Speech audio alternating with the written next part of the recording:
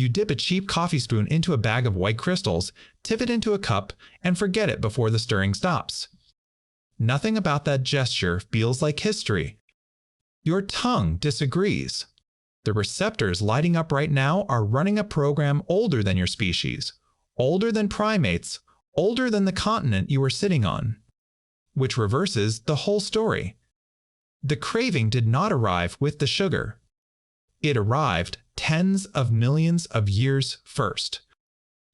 The question of when humans started eating sugar sounds like it should have a clean answer.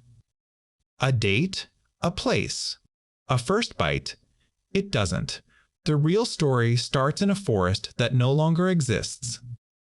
Northern Egypt, more than 30 million years ago, back when the region was thick, wet woodland instead of desert. Somewhere in that canopy, a small primate, nothing you would call a monkey or an ape yet, but an ancestor of both, is choosing what to eat. It has options: hard nuts and seeds, tough and durable, calories locked behind shells that take real effort to crack. Or soft ripe fruit, yielding instantly, packed with sugars the body can burn almost on contact. This is not a small decision. In a world with no stored food, no agriculture, no promise of a meal tomorrow, the gap between those two diets is the gap between two entirely different bets on staying alive. Hard food protects its calories behind labor. Soft food hands them over cheaply, but only while it is ripe, and only if you reach it before something else does. Whichever way that animal leaned, it would leave a mark. Not in a memory, not in a story, in the hardest tissue its body could make. Teeth do not lie about what has passed over them. They chip when they meet resistance. They decay when they sit in sugar long enough for bacteria to move in and feed on what is left behind. A skeleton can never tell you what an animal wanted, but it can tell you, with unsettling precision, what an animal actually chewed year after year for the whole of its life. So a small team went looking. They pulled fossils from a place called the Fayum Depression, southwest of Cairo, one of the richest fossil beds anywhere for understanding how monkeys and apes got their start. They examined 421 fossilized teeth belonging to 5 different groups of early anthropoids, the branch that leads to every monkey and ape alive today, humans included. They were hunting 2 signals: chips, which mean biting down on something hard, and cavities, which in living primates line up strongly with a diet of soft, sugary fruit. The work was led by a dental anthropologist named Towle, alongside Matthew Borths and Carolina Loch, and the numbers came back lopsided. Only about 5% of those teeth showed any chipping at all. 21 teeth out of 421. Strikingly low next to primates today that crack nuts and seeds for a living. Sit with that for a second. 30 million years of chewing and almost nothing hard enough to leave a scar. Meanwhile, the cavities pointed exactly where you would expect if these animals were eating soft, ripe fruit on a regular basis. Towle put it plainly. The evidence hints at a preference for soft food sources, like ripe sugary fruits. That is not a footnote in an old fossil bed. That is a straight line running from an animal that lived 40 to 29 million years ago into the biology sitting inside your mouth right now. Because sweetness detection did not appear in humans one day for no particular reason.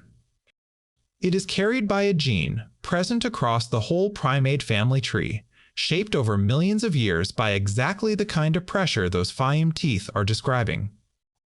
Animals that could find and crave sugar-dense food got fast, reliable fuel. Animals that couldn't, didn't. And here is where it gets genuinely strange. We picture our ancestors as lean, tough, meat-focused survivors. Sugar is the soft modern thing, layered on top of all that discipline like a weakness we invented. The fossil evidence says close to the opposite. Soft, sugary fruit may have been the foundation, the default, the energy-efficient baseline, long before any hominin picked up a spear or lit a fire. Your sweet tooth is not a modern indulgence bolted onto an ancient disciplined body. It is one of the oldest instincts that body has. None of which means those early primates were living in a permanent fruit buffet. Fruiting seasons are unpredictable. Trees do not ripen on schedule. Birds, insects, other primates, all racing for the same narrow window before the sugar peaks and the fruit drops or rots. A strong drive towards sweetness was an edge in that race, but only if you were fast enough and often enough for it to matter. That pressure did not vanish when our own lineage split off millions of years later. It just changed shape because early humans in Africa found something more concentrated than fruit, something that offered more sugar per mouthful than any plant on the landscape, and it was guarded. Picture yourself climbing. The rope is plaited grass and vine, and it moves under you. Below your feet, the ground has gone small and distant. Above you, in a crack in the rock face, there is a low sound you can feel in your teeth before you can hear it properly. Thousands of insects that already know you are coming. Your hands are sticky. Smoke is drifting up from a bundle of green leaves burning below, and it is doing almost enough. Almost. The first sting lands somewhere on your shoulder, then another. You keep climbing. Because inside that crack is the single most concentrated source of energy anywhere in your world, and you get maybe 2 or 3 chances at it in a year. We have no physical trace of the first person who ever robbed a wild hive. What we have is much later, and still remarkable. A painting on a cave wall in eastern Spain, at a site now called the Cueva de la Araña, showing a human figure suspended on what looks like a rope or vine ladder, reaching into a crevice where bees have built a nest. It is widely considered the oldest surviving image of humans deliberately gathering honey anywhere in the world. Its exact age is genuinely debated. Estimates cluster somewhere between 6,000 and 10,000 years, and the researchers who work on it say openly that dating rock art of this style is difficult. But the scene needs no argument. Someone climbed toward danger for something sweet, at a height where falling would end it, into a swarm that could sting them hundreds of times.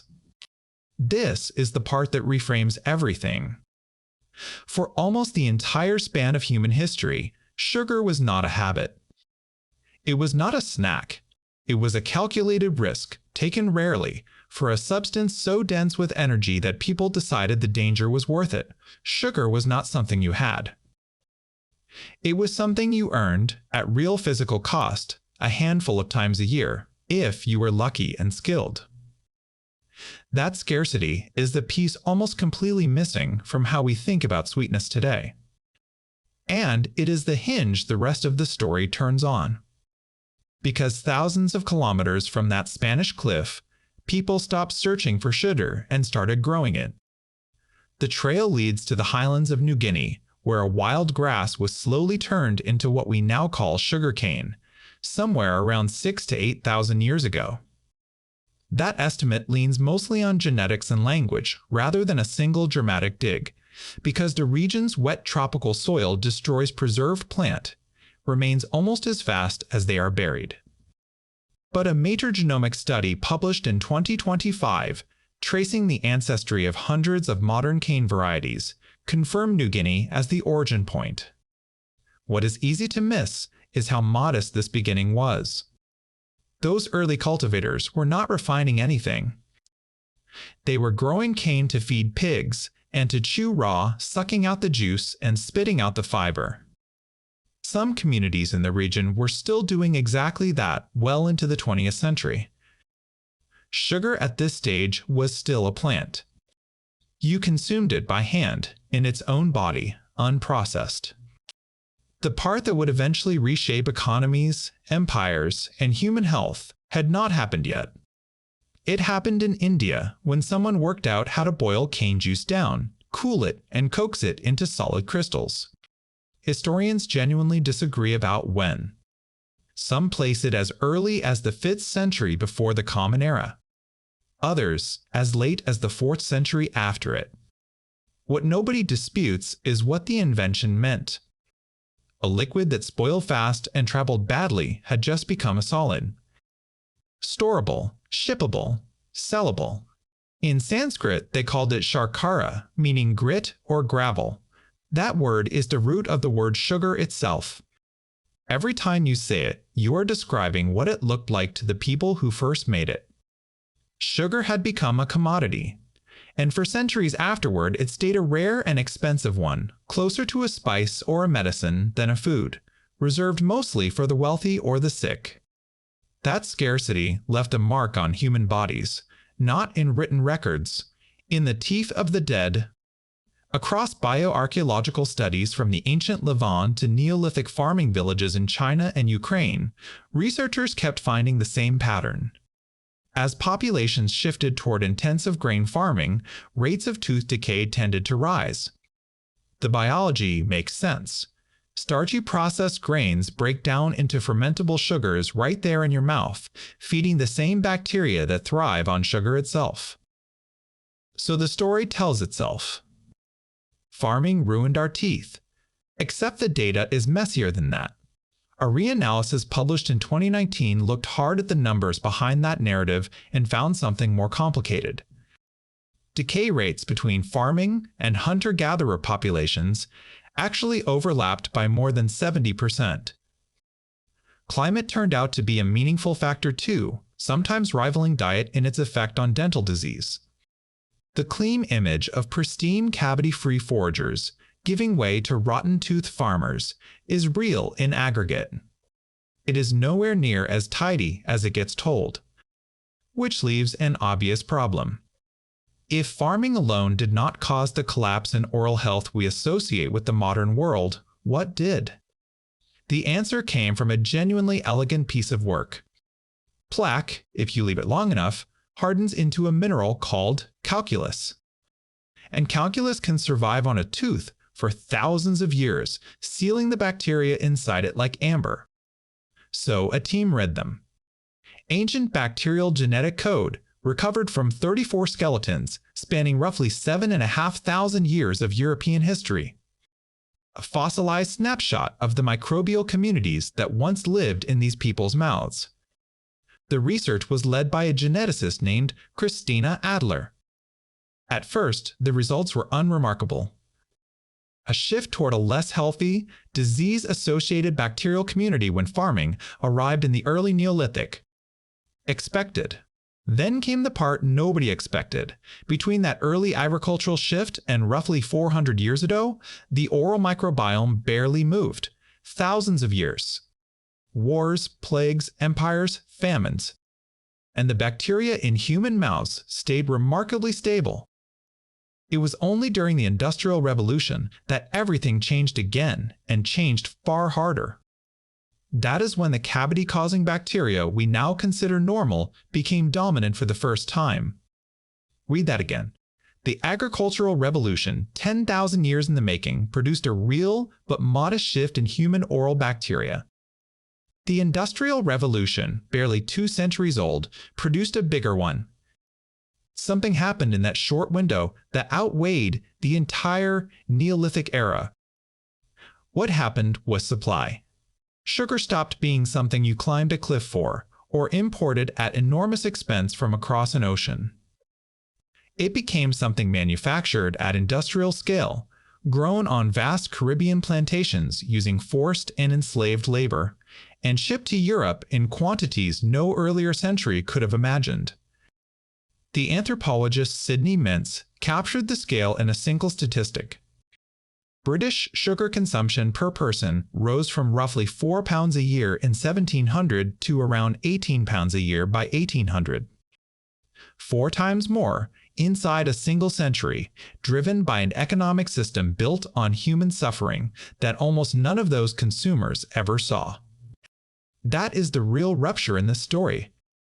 Not the moment some early primate first tasted ripe fruit in an Egyptian forest. Not the moment someone in ancient Spain risked a fall to rob a wild hive. Not even the invention of crystallized sugar in India. The rupture is barely 200 years old. It is the moment an ancient, deeply conserved craving, inherited across tens of millions of years of primate evolution, was finally handed an unlimited, cheap, year-round supply of exactly what it had spent 30 million years asking for. Your body was never built for that supply. It was built for scarcity, for a world where sweetness meant a lucky find of ripe fruit or a dangerous climb toward a guarded hive, a handful of times a year at most. The craving is ancient. The abundance is not. Almost everything about how sugar works on you now, the cavities, the cravings that feel bottomless, the sense that you can never quite get to the end of it, comes out of that mismatch. It does not come from a flaw in your willpower. It does not come from some modern weakness in your character. You are running perfectly good software in a world it was never written for. Which brings you back to the spoon. Small, ordinary, forgettable. It is not asking anything difficult of you. It does not need you to climb a rope ladder, or wait out a fruiting season, or sail across an ocean.